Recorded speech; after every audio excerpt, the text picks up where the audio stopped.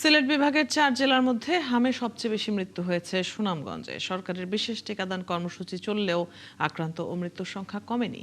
এ বিষয়ে বিস্তারিত জানাতে যুক্ত হচ্ছেন সহকর্মী শহীদ নূর আহমেদ।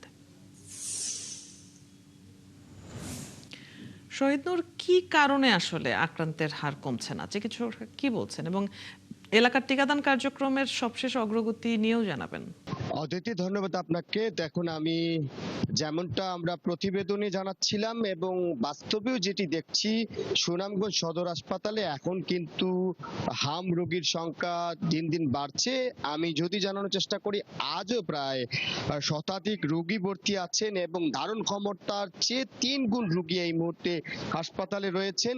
এবং আজ একটি প্রতিদিনই কিন্তু এখানে সিলেট অঞ্চলে বিশেষ করে যারা এই হাসপাতাল থেকে অন্যত্র তারা রেফার হয়ে যাচ্ছেন সিলেট বা অন্যান্য প্রতিষ্ঠানে, সেইখান থেকে খারাপ সংবাদ আসছে। অর্থাৎ প্রতিদিনই কোনো না কোনো হাসপাতালে রোগী মারা যাচ্ছেন, শিশুরা মারা যাচ্ছে। আজও নতুন করে একজন মারা গেছেন। এই নিয়ে সুনামগঞ্জে প্রায় 53 জন শিশু কিন্তু হাম রোগে আক্রান্ত হয়ে মারা গেছেন। এই যে তথ্য সিভিল সার্জন কার্যালয় থেকে জানানো হয়েছে এবং এটি প্রতিদিনই রোগীর সংখ্যা বাড়ছে। এবং যেটি সিভিল সার্জন অধিদপ্তর থেকে আমাদেরকে বলা হয়েছে যে এখানে যারা আসছেন তারা অনেক ক্ষেত্রেই টিকার আওতায় আসেননি, দুর্গম এলাকা, এবং তারা অনেকেই রোগীদের সাথে কথা বলেছি, তারা বলছেন যে তারা টিকা দেননি, এর ফলে তাদের শিশুরা আক্রান্ত হচ্ছে। এই যে দুর্গমতা এবং অনেকেই এই তথ্য জানেন না বা এই রোগ সম্পর্কে সচেতনতা নয়, এই কারণেই কিন্তু আসলে আক্রান্ত হচ্ছে। এবং আমরা দেখেছি হাসপাতালের পরিবেশও খারাপ।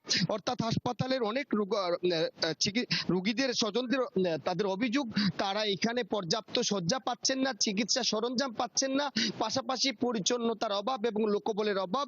এই কারণেই তাদের রোগী এরা সুস্থ হচ্ছেন না।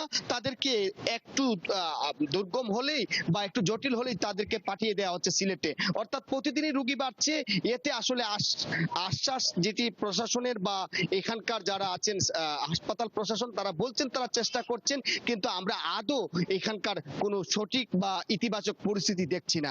যদি এখনই এটি প্রতিরোধ না করা যায়, রোগীদের মধ্যে সচেতনতা না আনা যায় এবং তাদের চিকিৎসা সরঞ্জাম সঠিকভাবে এখানে অনুকূল পরিবেশে না আনা যায়, তখন এটি বাড়তে পারে এবং এমনটাই শঙ্কা জানিয়েছে হাসপাতাল কর্তৃপক্ষ এবং স্বজনরা।